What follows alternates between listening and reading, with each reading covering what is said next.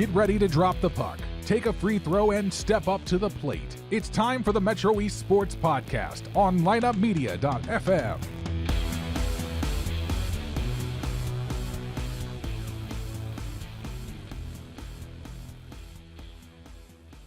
Before we get to Brian Mulhall talking about the Edwardsville Criterium, I want to talk about my friends at Cassens Chrysler, Dodge, Jeep, and Ram.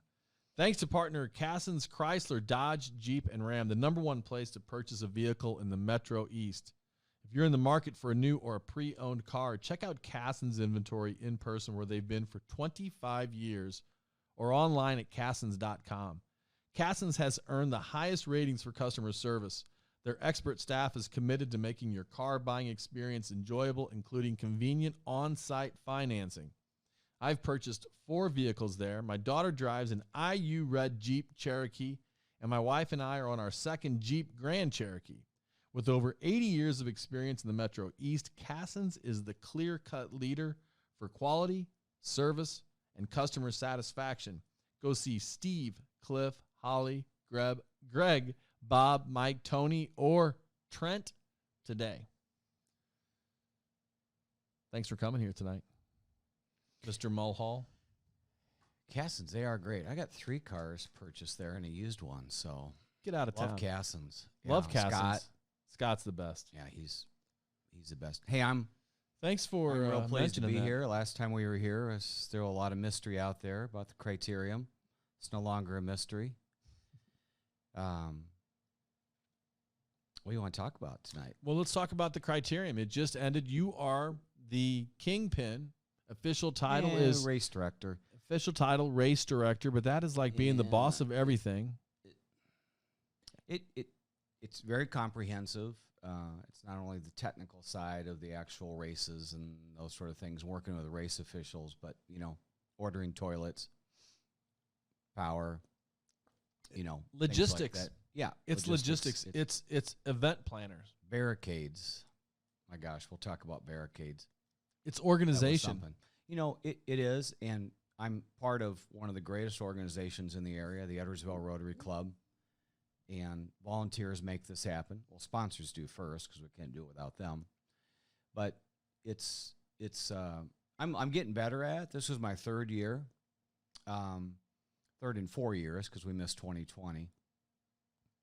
But this was something special this year. I mean, this was we made some decisions to, which we'll talk about, to change the course, the footprint, and it created some challenges, to say the least. Stress. Yeah, I mean, but those are good in life. If you see something better out there, go for it, do it. Don't stay stagnant. Make the changes, and we did. So fire away.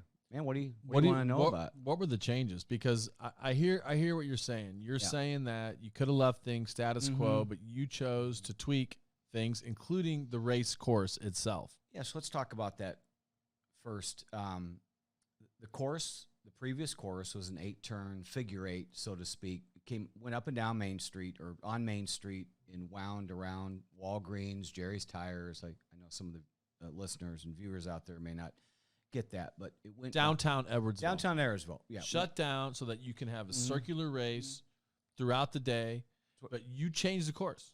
Yeah, so we got rid of a couple turns, and the biggest thing I wanted to create was a more true downtown feel to the crit.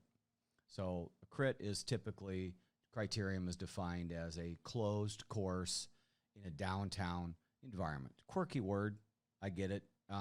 People say, why don't you just call it bike races? I don't know. So it's Criterium. That's cycling. That's what it is. Road race. Specific bikes have to be used for it. You can't show up on a mountain bike and ride that way. So it's different than like a Tour de France where you're racing. Yeah, they go miles and miles and miles.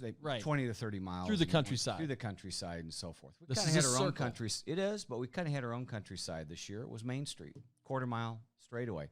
So I wanted to get more of downtown Edwardsville involved. The old course used to turn at St. Louis Street and Main and turn right by Big Daddy's right there, and then head down towards Vandalia, turn right again, past Jerry's Tires, Busey Bank, and that's the way it went. It used to go behind Busey Bank and then come back on St. Louis Street. Very technical course. That back corner was tough. You had 1, 2, 3, 4 quick turns. So we got rid of that, and we brought in 2nd Street. So right along there where the old Intelligencer was located, now the Ink House, Burmeister Paint, that street, back of the courthouse. I know where it is. And, the courthouse? Because the Burmaster's Paint, and also the Ink House, which is owned by the Funds. Yeah, the Funds. And it's a fantastic place. Oh, my gosh. Yeah, it's a great to have an event. Yes. That's why I know where it is. Maybe next year someone could have one during the crit. And right here next to next to where we are recording right now is literally you went around us. It's close. It's darn close. So, the new course has that element of Main Street, back again by Jerry's Tires, but now you turn around City Plaza. So it's funny because people go, those racers won't be able to make those turns. They're gifted athletes on $3,000 and higher bikes. It doesn't matter how much the bike costs with me. No. I wouldn't be able to make that turn. Maybe in a rickshaw. The fact, yeah. Yeah, with a rickshaw. If somebody's dragging me. Sure. So you can make it. But so, the cool part of the track now, I think, is when they head down 2nd Street. Okay, it's a gradual downhill grade. And you come up on something that's just takes your breath away. And that's a super sharp turn. Well, say sharp. It's a typical turn on the road. But College is uphill. For those of you that know the Edwardsville area, it runs, it's directly across from Wildy Theater. It's that road. And these athletes have to negotiate a sharp turn and straight uphill. And it's tight. And it's all I can say. It's tight. It had me, I wouldn't say worried, but if we hadn't had the approval of the Cycway Racing team, several members wrote it prior to making the decision. It wasn't my decision. If a racer would have told me, can't do that. Yeah. We aren't doing it. So the racers were all safety first. The racers were copacetic with it. They loved it. They think it's a great turn. It's a new element. You're going downhill. The grade is downhill on 2nd Street. It really is. You stand there and look down. I mean, it's a consistent grade. And you go right to the bottom of that hill, and you have to make a sharp right-hand turn. Makes you think. And they're gearing. What's cool is you can stand down there. So next year, you folks, go down to College in 2nd. It's a little quieter down there, a little bit, and listen to them move the gears. They're coming into the turn, just like almost a race car, coming in and making the tight turns, the Grand Prix racing, right? They're always running through the gears. They're coming up on the 2nd College, and man, it's chick, chick, chick, chick, chick, chick, chick. I mean, they're just gearing up, and they're talking, and they're 6 inches apart, and they're still going 25 miles an hour, and they got to make that turn and go up the hill, okay, probably get out of the saddle and gear again. It just starts, all the gearing. And they pop up on Main Street right at the Wildy, all lit up in her grandeur. It was just wonderful to see the Wildy like that, all lit up, almost like the scene out of, oh my gosh, Stingray, 1978, racing the cars up and down. There's also some of your viewers, listeners. There you what? go. How you talking? So they pop up, they turn right, 1/4 mile straightaway. What? I mean, as far as they can see. What's nice about that is someone who's goofed up, okay, they've slipped, they missed a gear, they were maybe a top 5 racer, now they're back 10, 15 back, okay. Previous course, you were always turning. It was tight, and if you goofed up, you probably couldn't get back towards the lead. Now with a straightaway, you can get back in the game. So now you got that long straightaway, and so now the guys that can really go really got a chance to accelerate. Yeah, and they love that. I think they can hit upper 30s. I'm sure a few of them in the pro race probably hit 40 something. Did you have an increase in accidents this year when you changed the course? Did it get in some ways more treacherous? We've certainly had races with a lot more injuries than this, some even quite serious, but I haven't seen the full report yet. I'll have to submit that. A lot of road rash, there always is. They're pretty good at going down if it's not a real complicated matter. They know how to fall. Yep.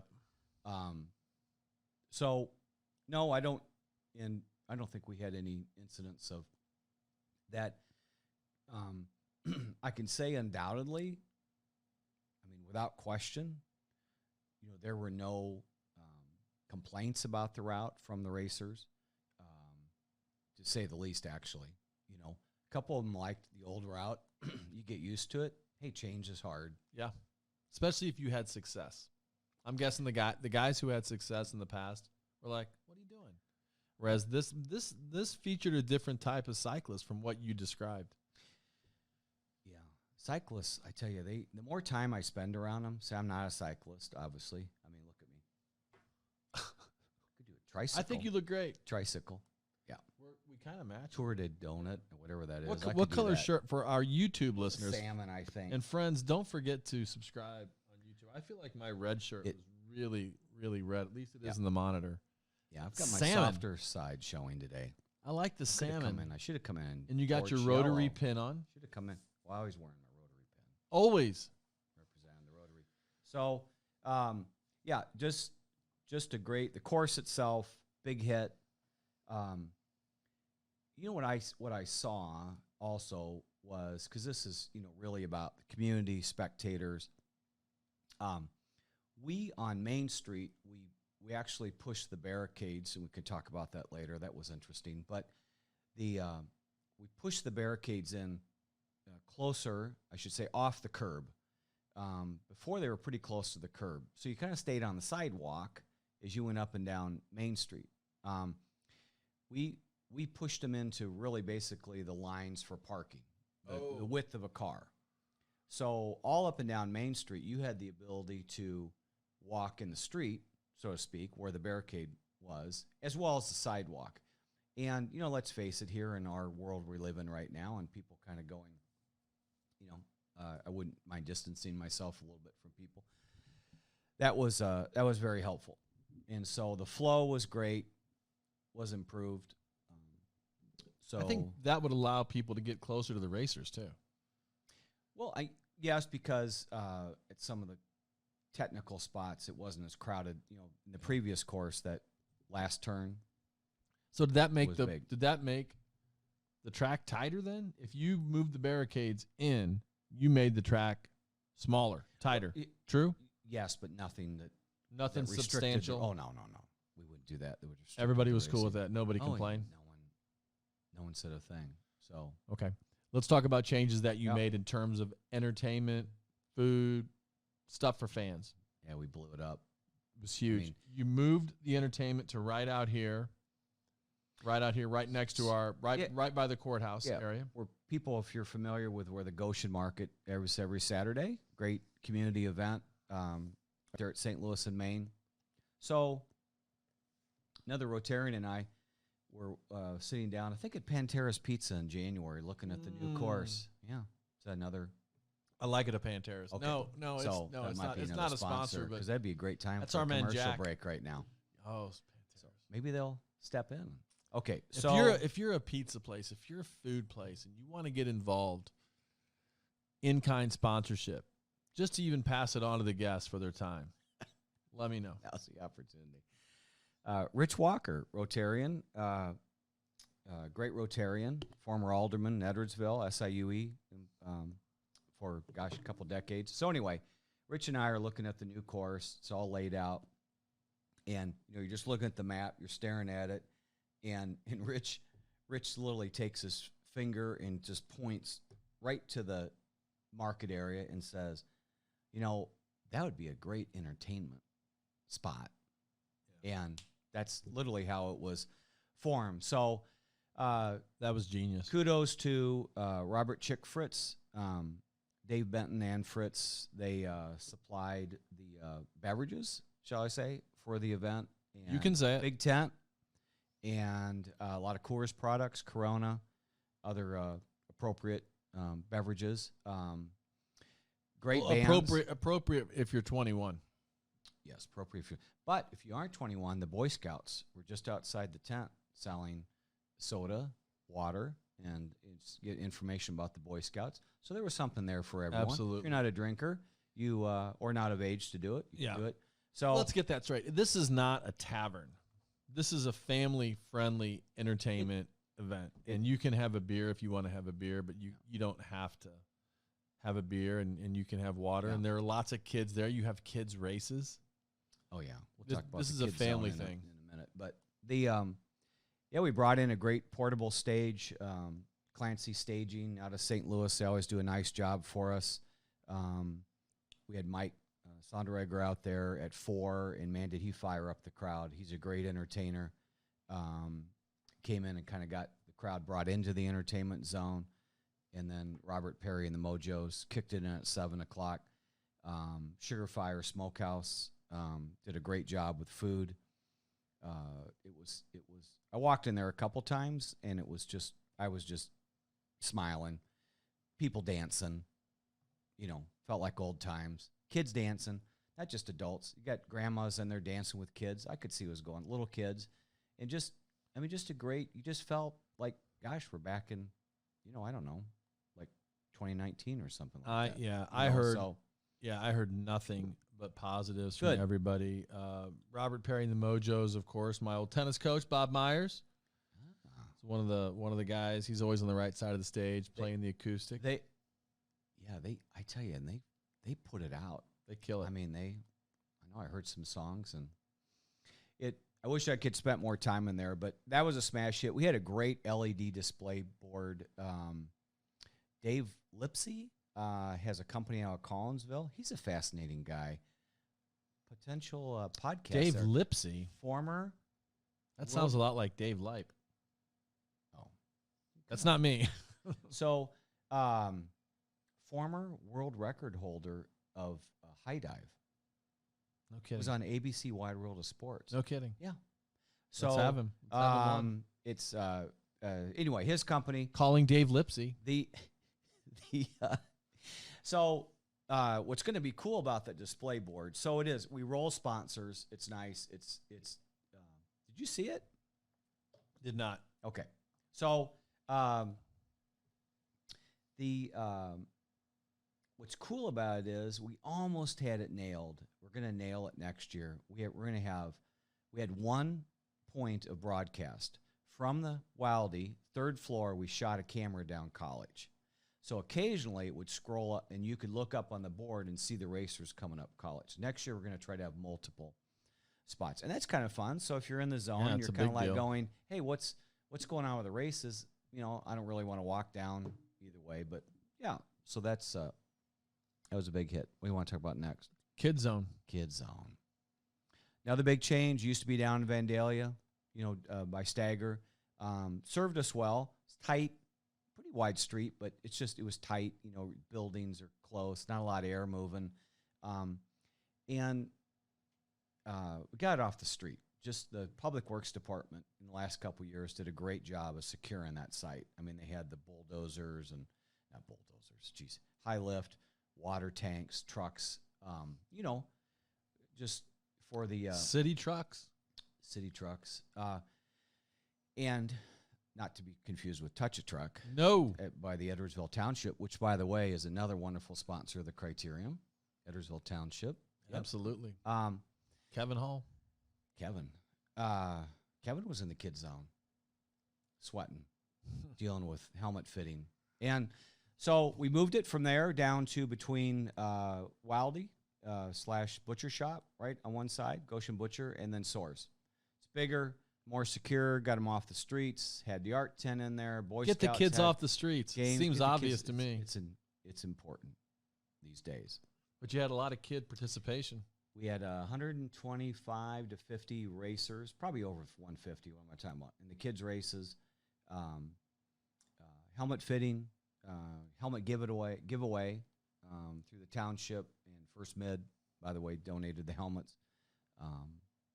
SSM, or Cardinal Glennon. Sorry if I've confused that. So that was great. It was a big hit. Kids' races were a little easier this year in terms of I missed it a bit. There was the Grand March.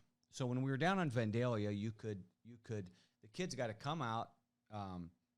Oldest or youngest came out first, and they marched all the way down Main Street, past the start-finish line that was near Foundry, and then they went passed and then eventually stopped down by close to the turn by Big Daddy's, where they stopped and started to line up. And that was fun to watch them come down. It's a neat moment. They came down with their parents. Now they just came straight out in the course, one group at a time, got lined up, ready, set, go, and right down to the start-finish line, which was another change, now at Hillsboro and Main Street. So big hit with the kids' races, free ice cream, free root beer. What's not to like about that? If it's free, it's for me. Root beer float. That sounds awesome. So, what else happened off the track that you're proud of this year? You got the entertainment center. You got the kids zone. You got the LED display. What else happened off the track that was a big deal for you this year that went well? That cover it? Off the track. So one thing I'm also proud of is, and also kudos out to S.J. Morrison, Madison County Transit, we moved registration from the Big Daddy's parking lot to the bus terminal, back of the bus terminal. And it was much better communication with the race officials. Now they were on the same side of the street as us, whereas before they were other side of the street and half a block down. And there's a lot of communication during the race between the officials and the registration and finishing, of course, and running numbers and finishers, for the race. So real proud of the fact that it's just better communication. Registration was easier. It was more quiet. When you pull up and register the tent, it's less stressful on the volunteers. And so that was kind of an off the track thing that worked well. I like the start finish line where it's at now, Hillsboro and Maine. It's a great setup. You've got what I'd say almost theater like seating on the courthouse. So you have the grass hills and then the steps, and it's a great spectator place to sit and watch them come not up College, you can't see them come up, turn off of College onto Main and race to the start finish.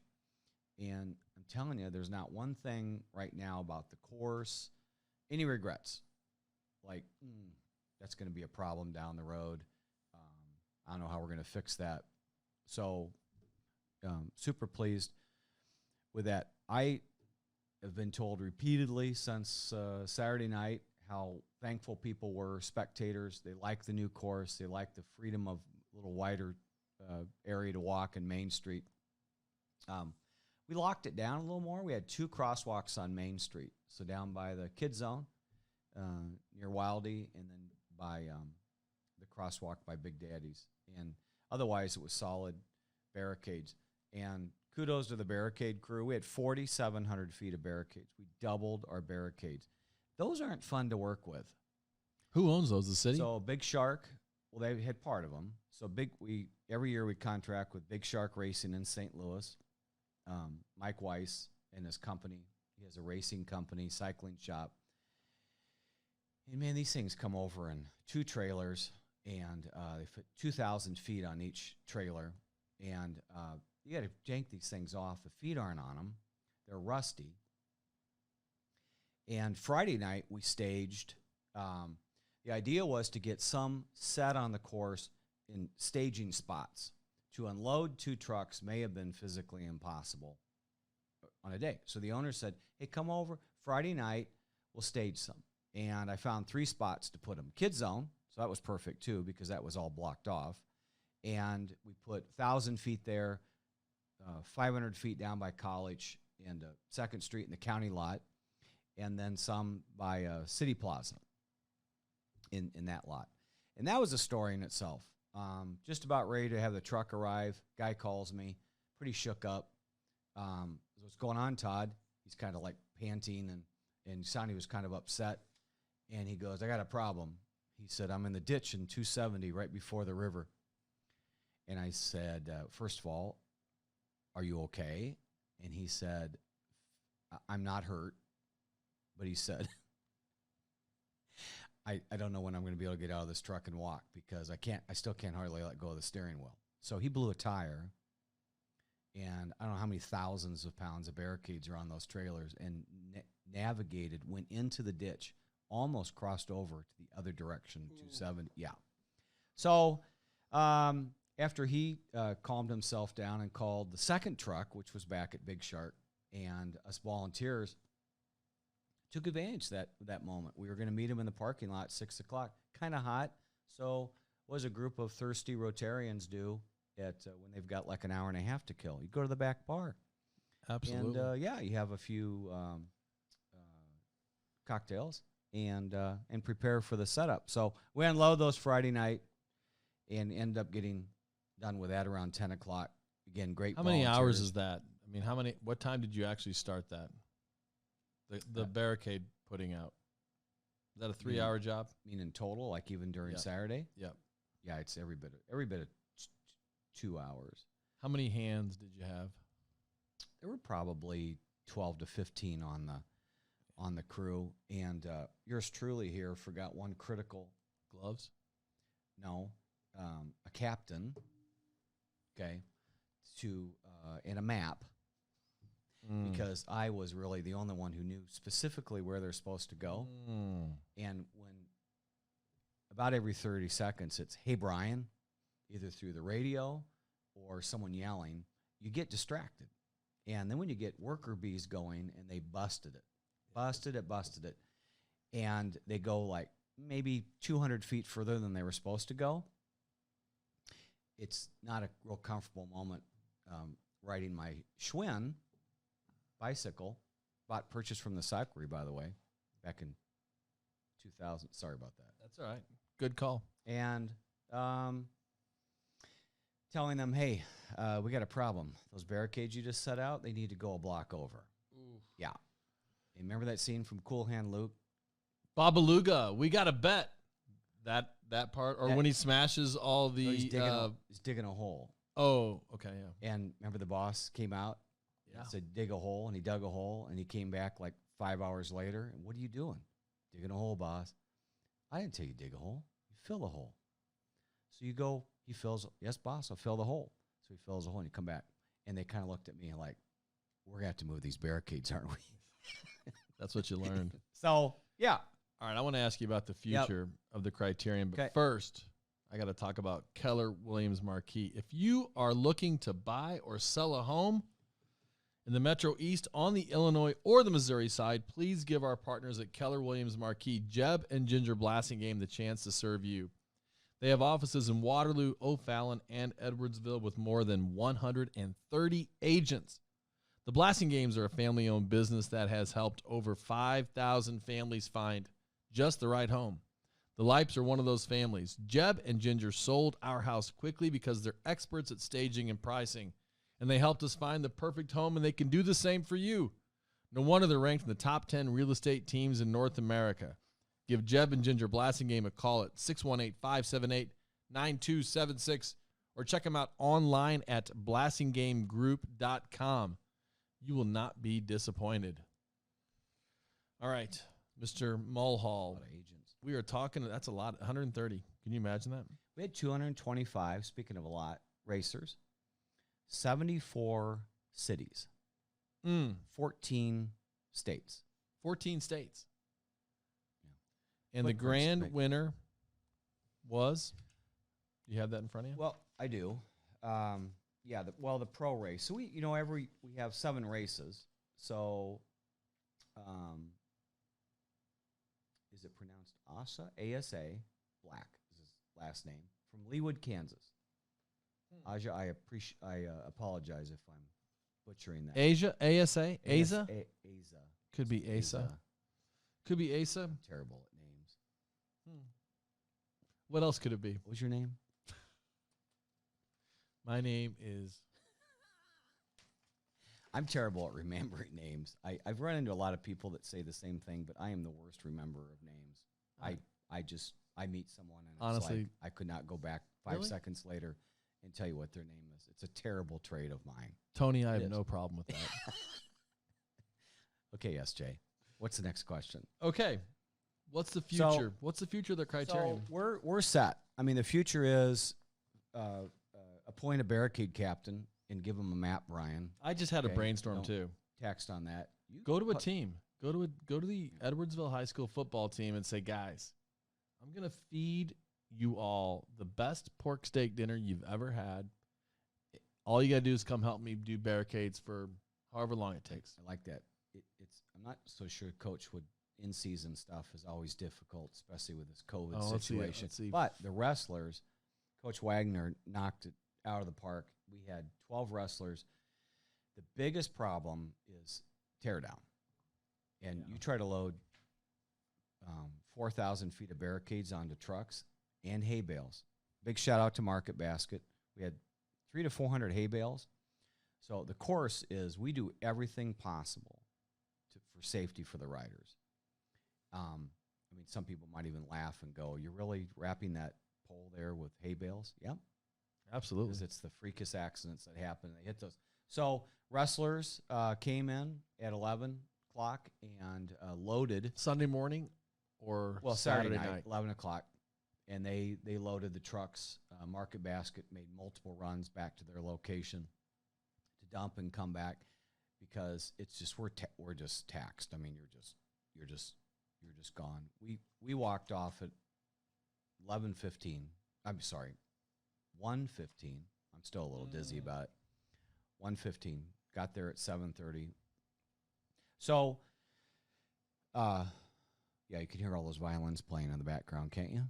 So this was year number 3 for you, and you're a volunteer as a JC. This is something that you do. You're the race director because you want to do this. Are you going to continue to do this? Yeah, I mean, next year's a go for sure. I think it's important to probably sometime bring in an understudy a little bit and just kind of, SJ did that with me. 2017, I was pretty closely involved. I took a lot of tasks from him. He was busy with a lot of things too. And then it wasn't that I was intended to take the 2018 event over, but then there was a natural transition. I'm self-employed, which is helpful in this position because have stuff spread out over the desk. It's 10 o'clock in the morning. Your boss walks in and goes, "Is that Criterium stuff again?" Because you're supposed to be making calls. You're supposed to be doing this and that. Do that at night. So I think I've got to the point now where enough changes are made, one more repetition through. I don't know. Maybe next year is my last. I don't know. And then I'm just a worker bee and going.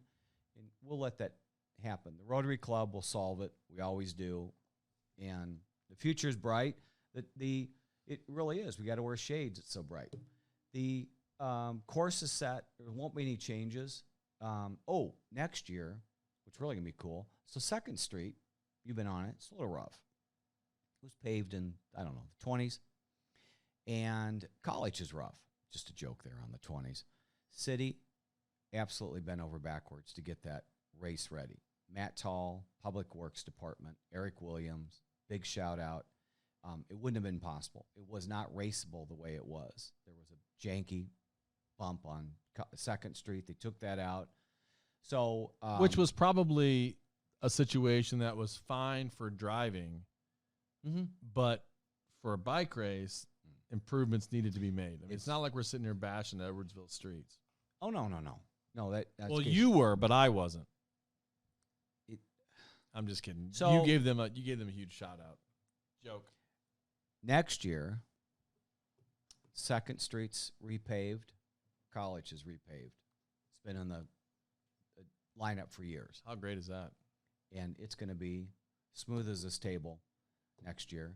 It is, which could be interesting because I think the current roughness of the road kind of kept maybe the riders a little bit more, a little slower as they sort of geared down to it. So, that's going to be improved. Entertainment zone's going to be back. Kids zone. What's nice is there's not a lot of thought going into 2022 about all the logistics. Now it's just repetition, 150 volunteers, and we're always going to get it done. I mean, we just are. It grows. Total ridership was down just a smidge. It was interesting. We were way up pre-registration. Like 10% plus, which had me super excited. So not as much walk-up as there was. Like you said, the weather was a little hot, iffy. You're sitting there, you're a team in Arkansas. You might be like, we'll just take a pass. We'll go back next year when it's clear. So Tower Grove had a big race the next day in St. Louis. They sort of piggybacked off us, which is fine. It's not like they're taking riders away. There were people that rode Tower Grove the next day. It came in from out of state. So it's a nice I would think teamwork. that would work together. It does. Oh, yeah. Yeah. I mean, you get the riders in from further. So we're ready to go. Steering committee is going to meet here in a few weeks. Everyone's got their notes. What could we have improved on? And we'll start planning, for next year. What's the prize money? It's $1 billion. Seriously. Yeah. So it's $10,000. Yeah. It's been that since the start. It's one of the largest one-day payouts in the Midwest. And one day race. that's not 10,000 to one person. That's 10,000 spread out among. Yeah, they call it dynamic pricing. So the pro races, the women and the men, I think split $3,000. First place gets $900, man and woman, and then it just $400, I think, is second place. Riders are happy. They are unique athletes. They are definitely athletes. That pro race is done. They immediately podium just for time because everything's shutting down. So usually what happens, a race ends, and then the next race will begin, and then there'll be a podium after that. Picture, I hand out the medals, drag it out on Main Street. They get up, take a picture, and so forth. The pro race ends, and within a couple minutes, Arrow Frozy, the MC, who's awesome, starts calling them to the podium. And they still can't even, see. I mean, sweat. It's the most lathered you'll ever see someone, after an exercise. They are, especially with the humidity and so forth. The fourth place racer, they called him to the podium to be there. I guess came from California. Thomas, Redlands, California, Fuller. And he is just almost like this. Delirious. Can't see. His eyes, it's sweat dripping over his eyes, and there's just this lather. And you see the tennis, after a good tennis match. But you pat one of them on the shoulder, just, hey, good job. It's splat. Water just sprays out like this. He said, I'm sorry, he didn't know where to stand. I said, come on, stand over here. You want him up there, next to third place. Here's fourth place. He goes, this is my first race west of Arizona. Wow. And I was kind of like, okay, let it go. Right? Like Belushi and Germans bomb Pearl Harbor. Let him go. He's on a roll. I'll tell you what, man. It's an awesome event. It continues to grow. This was year number 12? 11 in 12. Yeah. So we're fired up for next year. This was a big hump get over. To get back to normal. It was. After taking off for a year, it was a little bit harder. Was a little bit harder for us with the pro tennis tournament. Oh yeah. But after you have it, you feel good. You feel like you're moving back in the right direction again. So congratulations on another year, and I look forward to. We need to do the live mic next year right here. We're gonna do it. We're gonna do it. What's that mean? We're gonna do a live mic during the race where we talk to people over our YouTube channel. Yeah, it's too convenient. It's too convenient not to do it here. It's quite a task on your part. What is it, like 50 feet? We're gonna do it. I mean, you could. We're you can do it. We're gonna do it. Brian Mulhall, the Rotary. Thanks so much for coming by. Edwardsville Criterium Festival. I mean that by Rotary, us. Well, it's all Rotary. Yeah, you guys do an awesome job, and I know the economic impact. I know that all the local businesses feel like it's their biggest night of the year, so I know that they appreciate it too. And the final note I'll just say is let's never forget it's a Rotary fundraiser.